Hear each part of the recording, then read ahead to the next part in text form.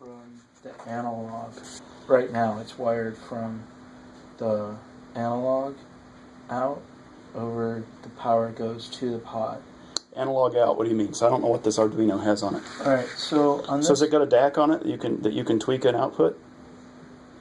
I don't know. But it's got the analog outs right here. These are these options right here. You sure those aren't analog ins?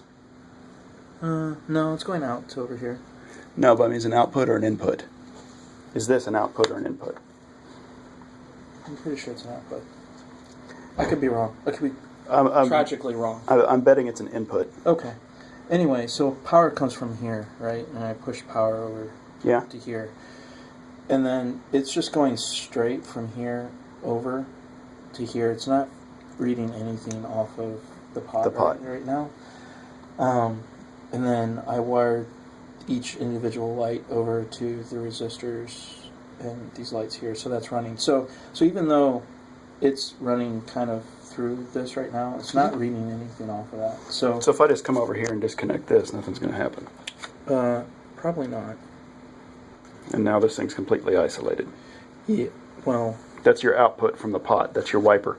Yeah. So this is an analog input. Okay. Over here. So, I haven't gotten that part. I did get one to work by itself, but I didn't get all of them. Okay, well, let's talk about stuff here. Let's see what you did and how you did it. Prop this up against soda cans and see if I can keep it from falling over. There we go. All right, so let me see your code. That's in the other sheets over here. So, this is C code. Yeah. If you didn't already know that. Because that's what I'm familiar with. And that's basically what it uses anyway, so. LED, pin of I, output. Yeah. So that basically turns you on and off, right? Yeah. Well, alright, so I selected which ones I'm going to use. I don't know if it matters, but on the board it says approximately 11, 10, and 9. So I chose the ones that didn't say approximate because I didn't know why it says approximate on my pin. I thought that was odd, but when I looked at other code that people have written, they seem to completely ignore that. Okay, so let's talk about the code here. So you got a CPU for all intents and purposes.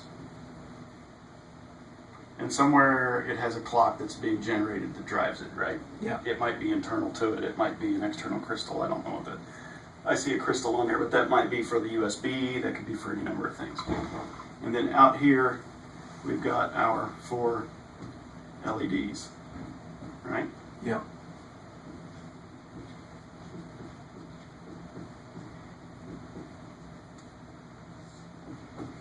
Just like so.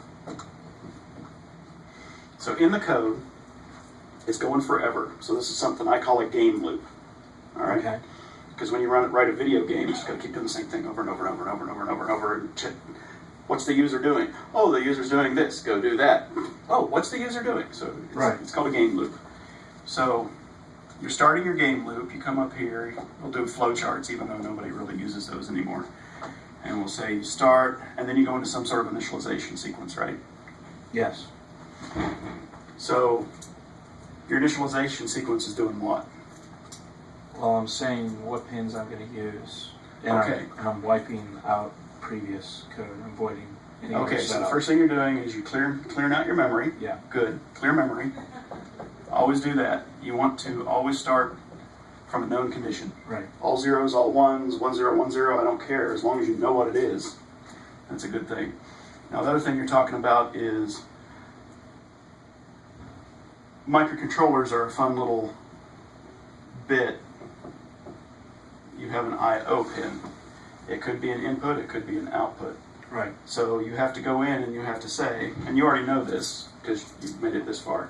I'm starting you off a little later down the road. Right? Reminder's good. So you have to tell in the code, this pin, is it going that way or is it going that way? Right.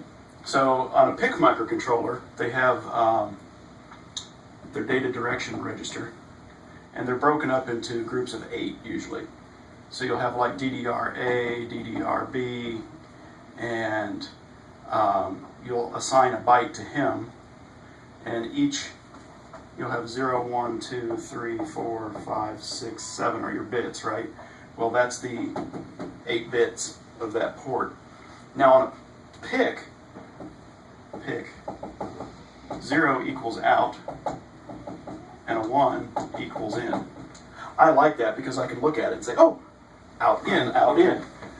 Arduinos use Atmels, I believe. Uses an Atmel microcontroller. Okay. It's an AVR. And yes. Atmel's the company that makes the AVRs. Okay. The AVRs are exactly opposite of this. On an AVR, an O equals in, and a 1 equals out. And that makes sense, for various reasons why you might look at it that way. A 1 is on, is hot, is putting things out. I understand why somebody might have made that choice. For me, having used PICs for 20 years nearly, since 1995, so nearly 20 years, I got into this, and this was a hard hurdle to get over, because I'm sitting here, oh yeah, that's an output, that's an input, and I go through and read the code. It looks fine to me. Right. Why didn't it work? What did I do with my eraser? It's probably buried under one of these papers somewhere. Oh well, I'll use another one of these. Oh my goodness, it fell on the floor.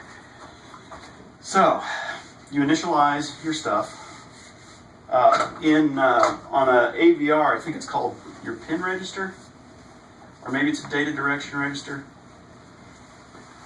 So on a PIC, there's, for a single output port of up to 8, 0 to 7, there's your data direction register, there's your port register, so X, port X, and I think it's been a while, I think it's a pin register. This register does pull-ups, so I'll call it your pull-up register. So if you look inside of here, what each one of these is you've got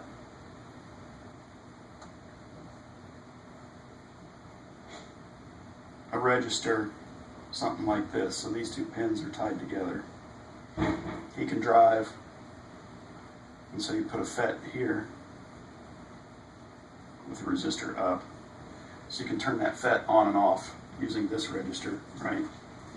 And that lets you pull up the line. So on your inputs, and then on this side there will be a FET here and a FET here to tie this back to the register. And this will be like the inverted version of this, right?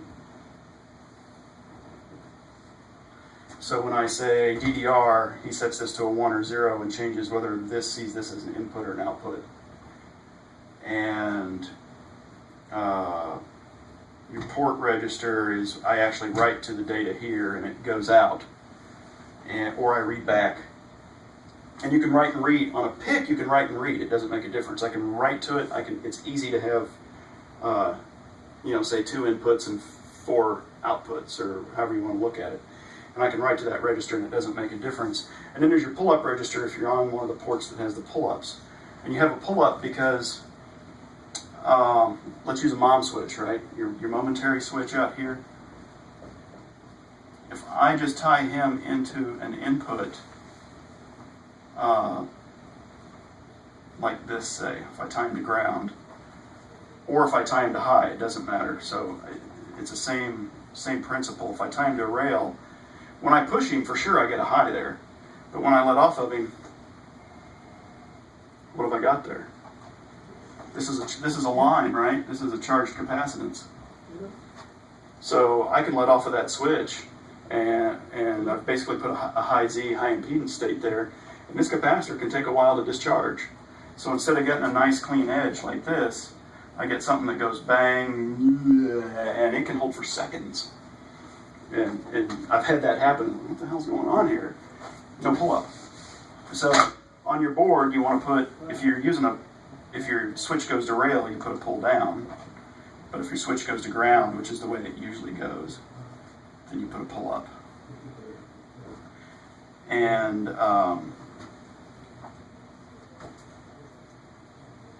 So, but that's out on the board. You're using that board space. The chip has the capability of putting that right there for you. Okay. So you don't have to use up the board space out here. You've got it in here instead. That way when you press the button, if this thing's set, you're good. AVRs have a little trick to them though, and you have to be careful of this as we go along here. They don't have the pull-up register.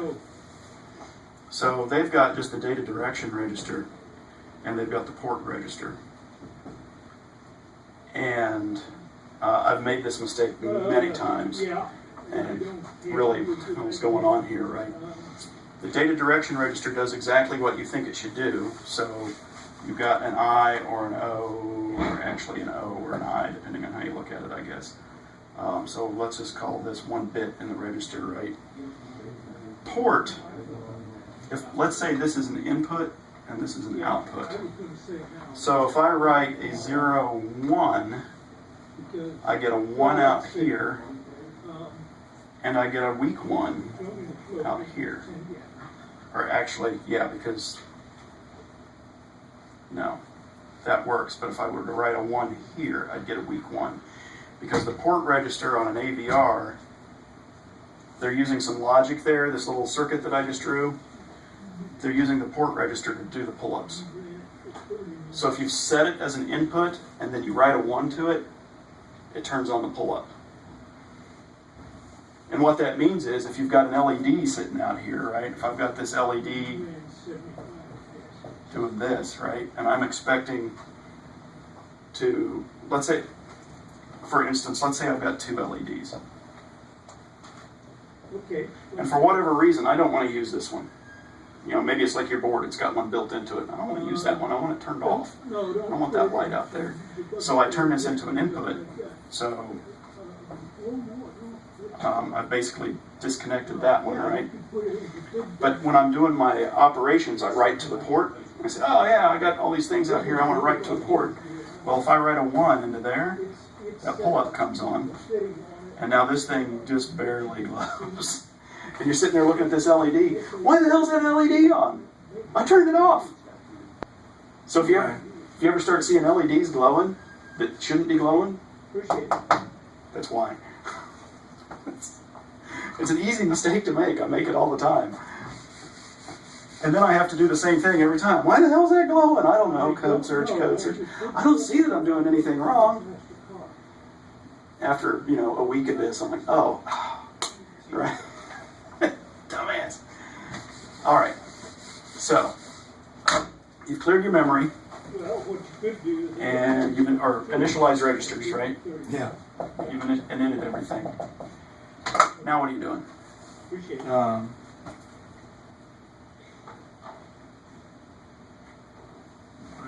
Choose I/O. You chose I/O. Yeah. I did set it to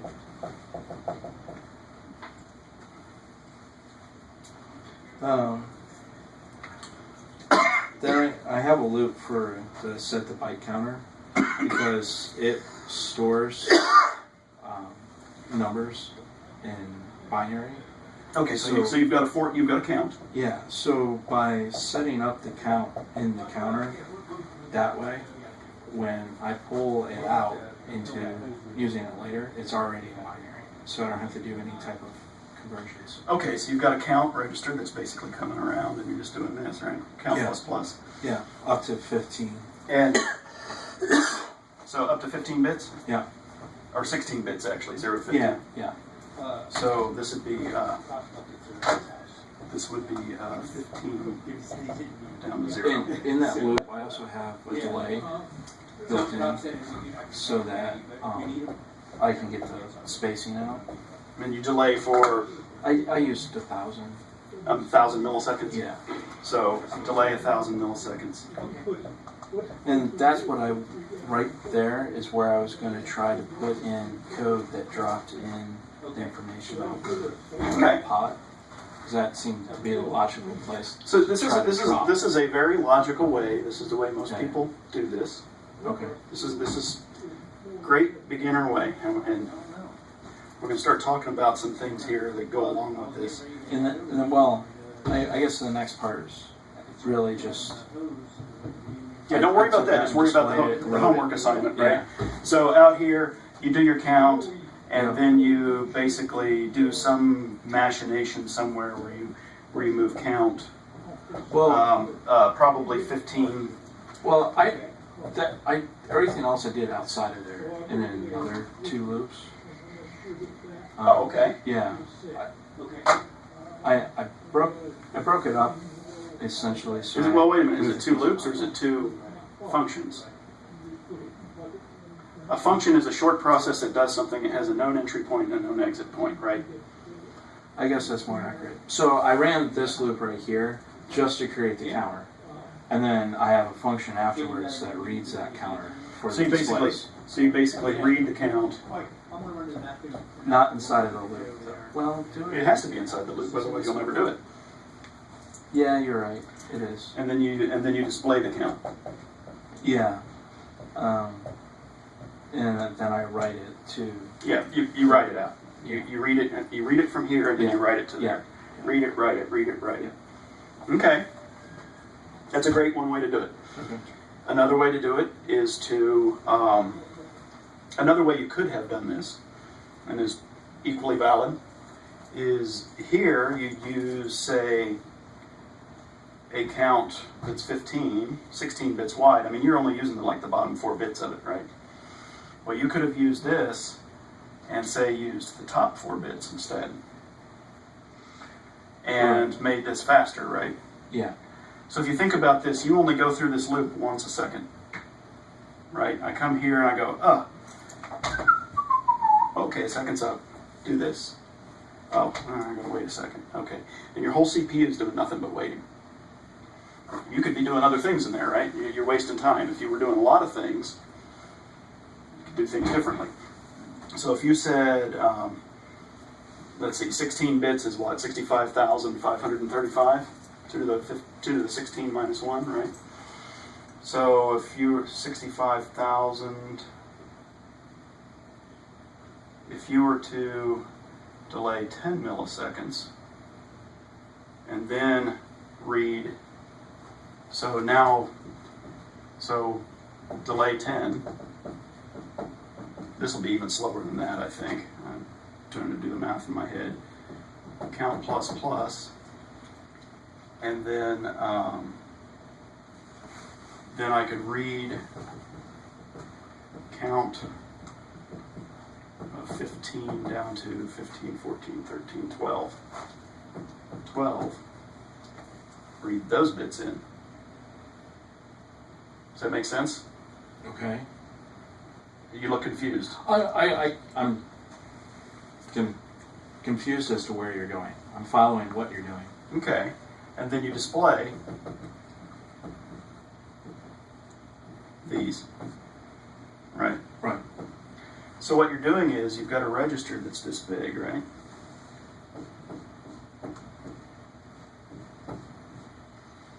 And every time you count, this increments, right? So first it's 0, and then it's 1, and then it's 1, 0, and then it's 1, 0, 0, and it counts. Well, eventually, these are going to start counting. And so if this is spinning really, really, really fast, this is moving really, really slow. Comparatively speaking, it's moving at whatever the multiplier power is. So this one is ticking at 2 to the 15th minus 1 of whatever my clock is. So if this is clock, you know that this is clock over 2, right? This is clock over 4. This is clock over 16. Clock over 15. So now you can reduce your delay, because now I have to count all the way out to here before I get a tick. This takes 1 clock cycle to do. Tick. I'm done. This takes, what am I running at, megahertz? Delaying for 1 second wastes 1,000,000 clock cycles. You're sitting there doing nothing but burning clock cycles. And the way that does that is actually a little counter. And when it gets to some point, it says, oh, I'm done. Time to go. and it falls out of the loop. So basically all delay is a little loop that's something like while count less than 10, I don't know. Basically do that.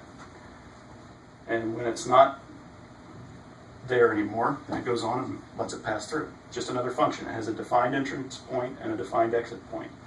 You're telling it what the exit point is there.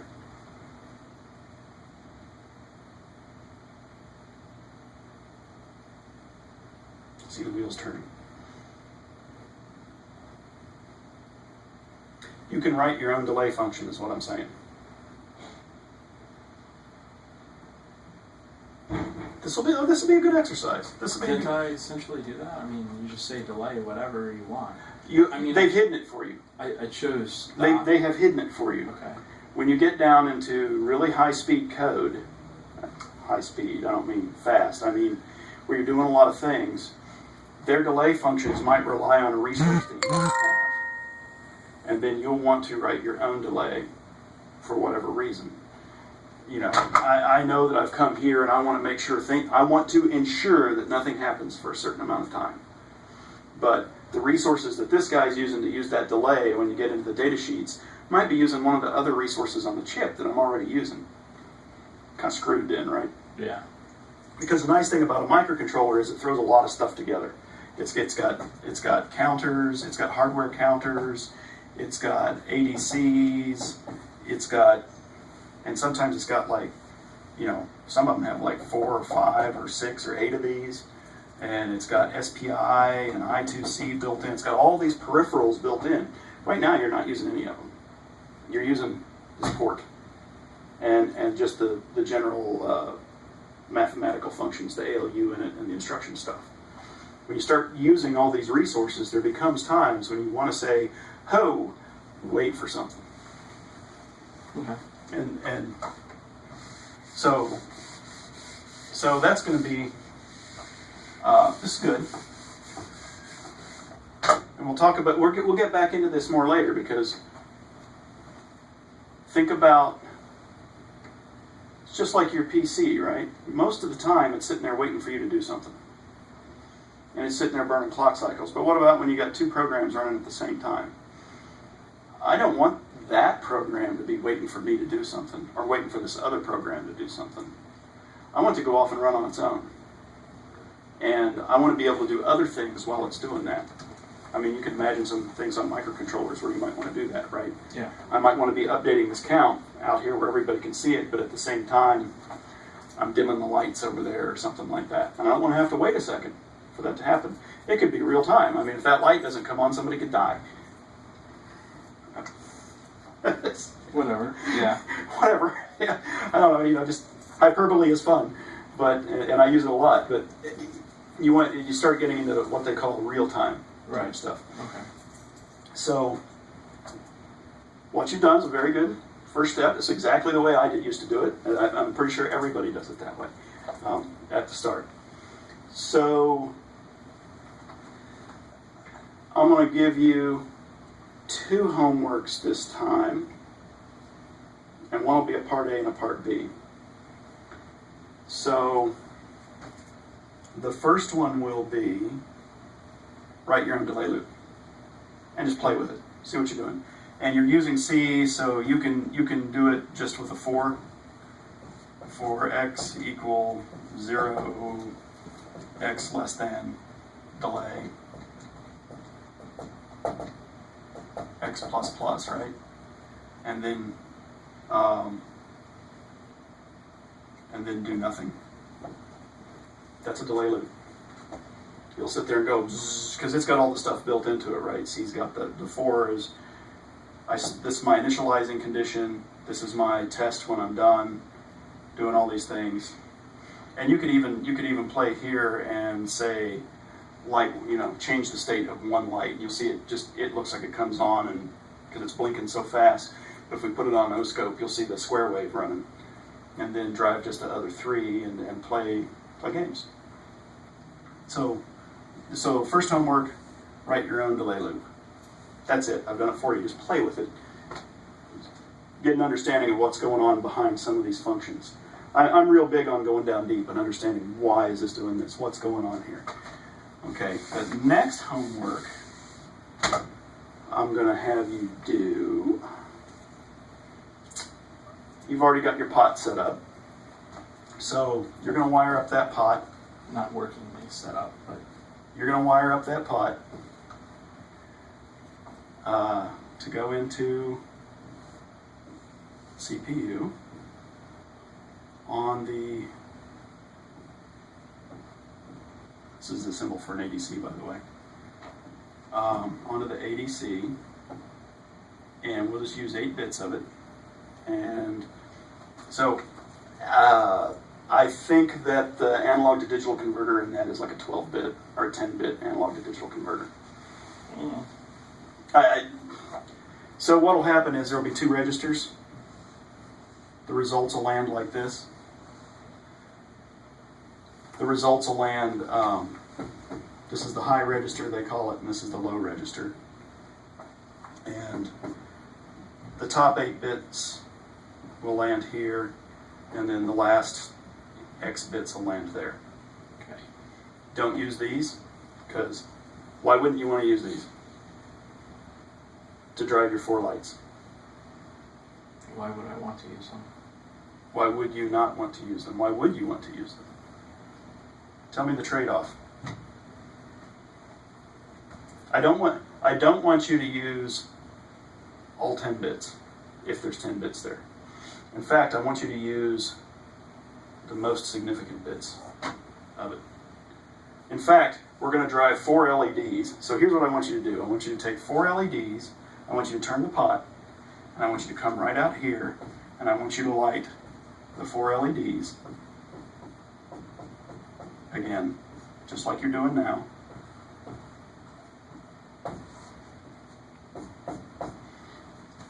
And I want you to tell me the value that's on that ADC.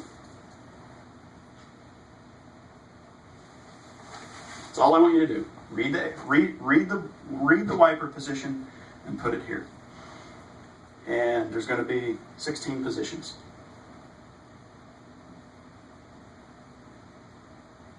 So you tell me, do I want to use the top half or the low half?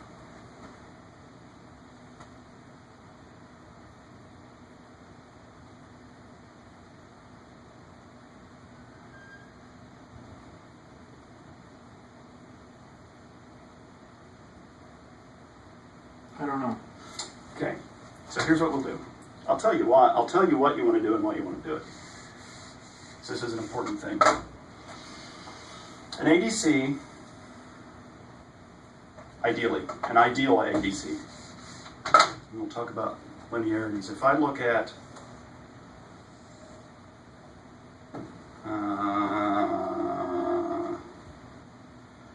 either axis can be either. So if I do volts in to count out, you expect it to be a linear relation, right? Yes. So if I've got 0 volts, and I don't know, 10 bits here, whatever 10 bits is, I think it's 12,000 something. I expect that to happen, right? But what happens if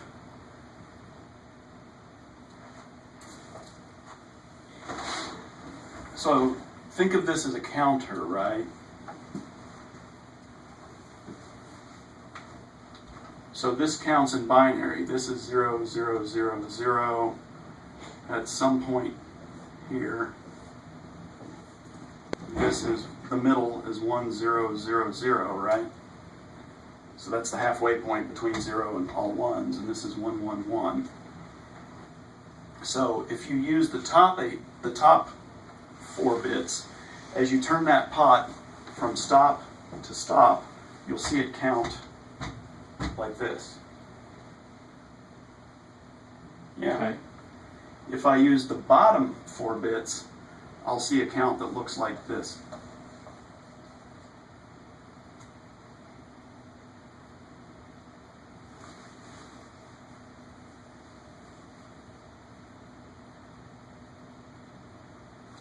let's assume I've got I see you're choking on this. Let's assume that this is an 8-bit ADC. 8-bit ADC. V equals 0. Output equals 0, 2, 3, 4. Volt equal 1 quanta. That's the smallest resolution of it, the smallest bit.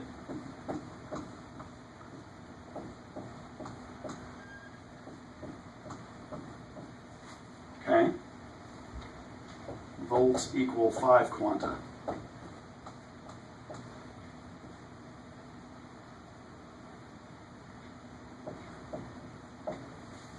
Right? Okay. Volt equal 15 quanta. Oops. 15. Right? Volt equals 16 quanta.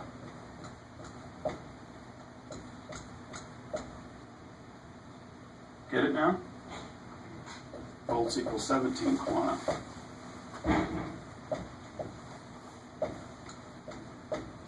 So what am I seeing? I'm seeing this count. 0 to 16.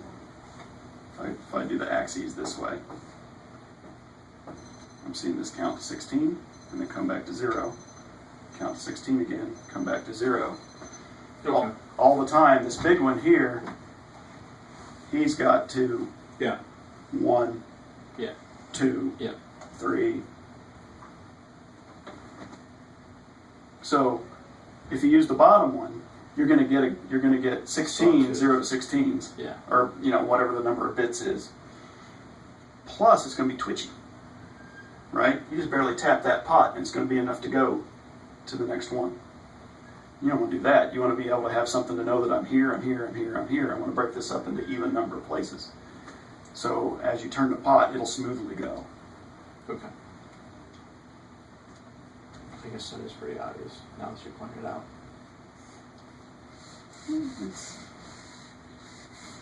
I like to think that along with the achy joints, I've gained some small amount of wisdom over the years. Which mostly comes from painful experience that leads to achy joints, right? Okay. So now we're going to talk about the analog to digital converter for a minute. Okay. So the ADC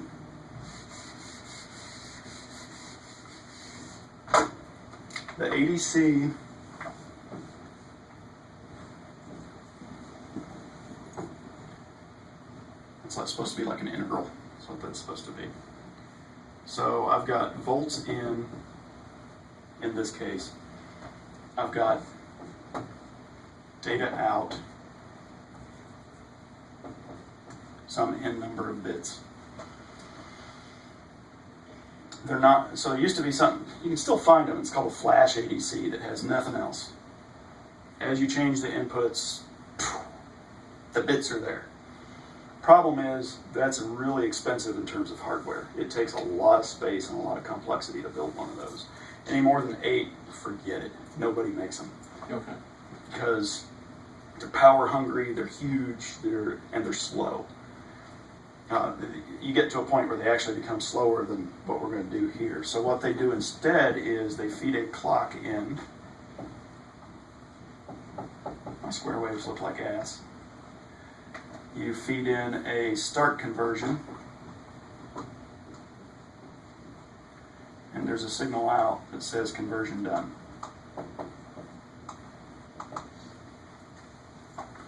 So on the microcontroller, you can actually,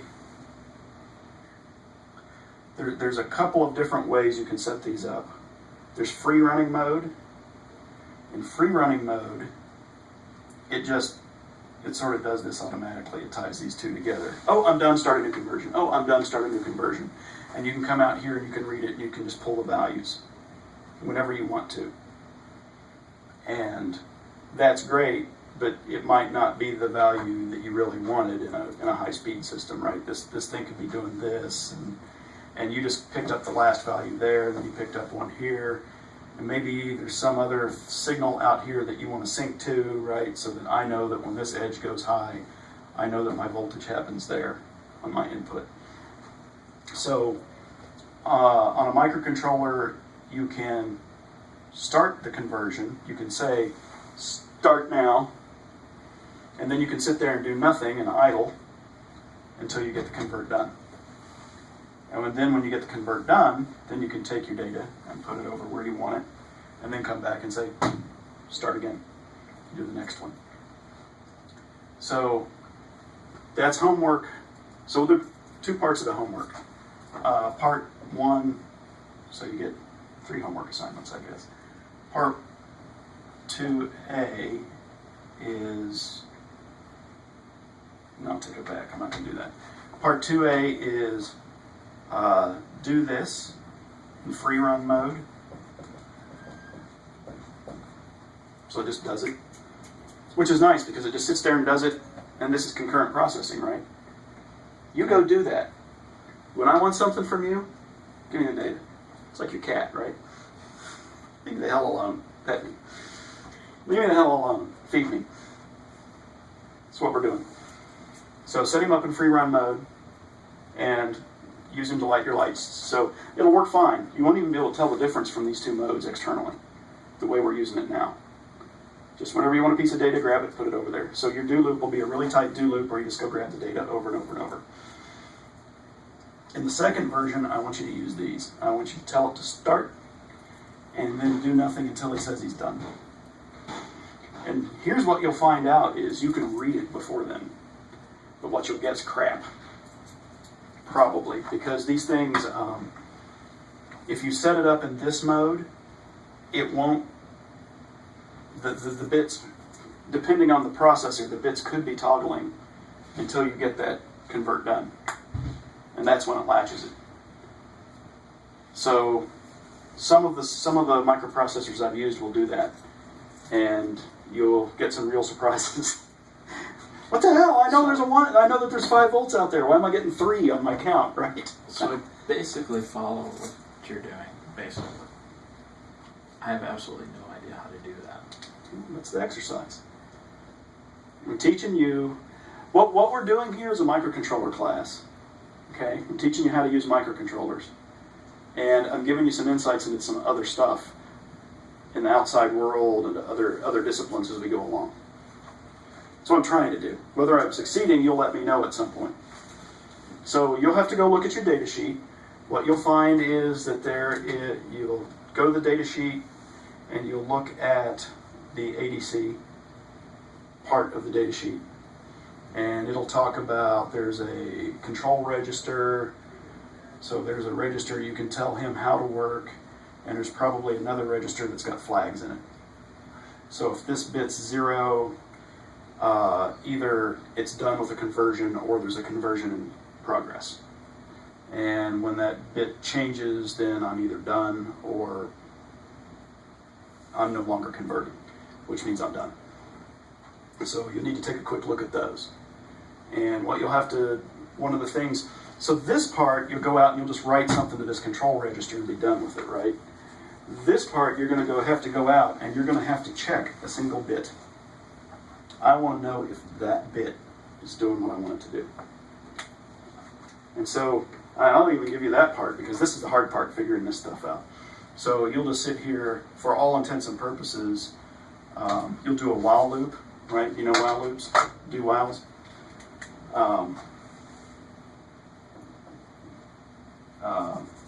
Basically, while that bit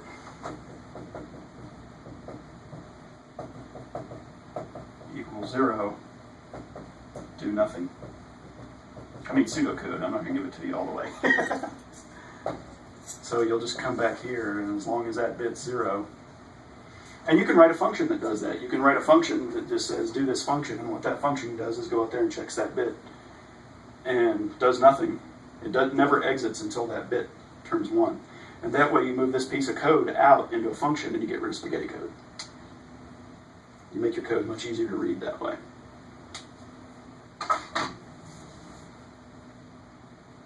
If that makes sense. We'll find out. Well, I mean, as far as the easy to read. Yeah. Isn't it easier to have a little function that says wait until that light's done, and wait until that switch is flipped, rather than having 20 lines of code that do something and you're like, What the hell does this set of code do? Yeah. Oh, I've got a function out here. It's called wait until that bit is flipped.